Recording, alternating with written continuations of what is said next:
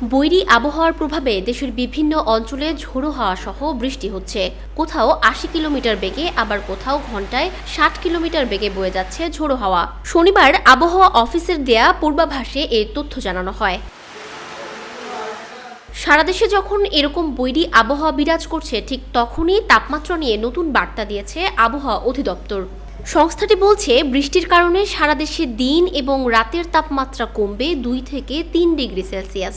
তবে আগামী সোমবার থেকে আবারও দিন ও রাতের তাপমাত্রা ২ থেকে ৩ ডিগ্রি সেলসিয়াস বাড়তে পারে। শনিবার আবহাওয়ার অফিসের দেয়া পূর্বাভাসে এ তথ্য জানানো হয়।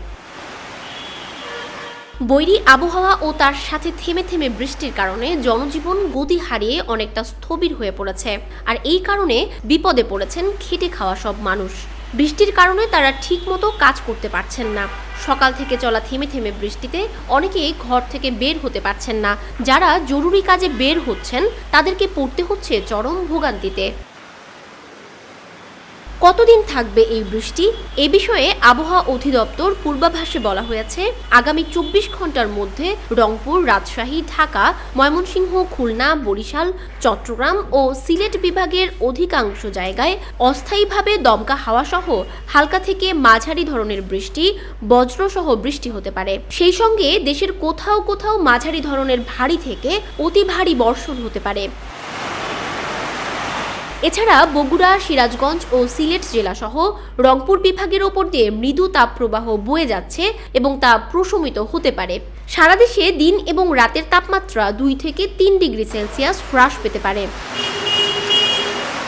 আবহাওয়া অফিস আরও জানিয়েছে, আগামী ১৫ সেপ্টেম্বর সকাল ৯টা থেকে পরবর্তী ২৪ ঘন্টায় রংপুর, রাজশাহী, ঢাকা, ময়মনসিংহ, খুলনা, বরিশাল, চট্টগ্রাম ও সিলেট বিভাগের অনেক জায়গায় অস্থায়ীভাবে দমকা হাওয়া সহ হালকা থেকে মাঝারি ধরনের বৃষ্টি বা বজ্রসহ বৃষ্টি হতে পারে।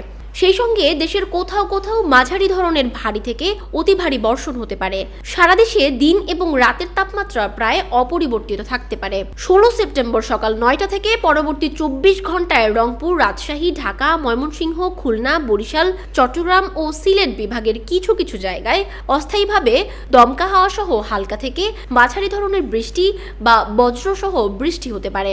সেই সঙ্গে দেশের কোথাও কোথাও মাঝারি ধরনের ভারী বর্ষণ হতে পারে।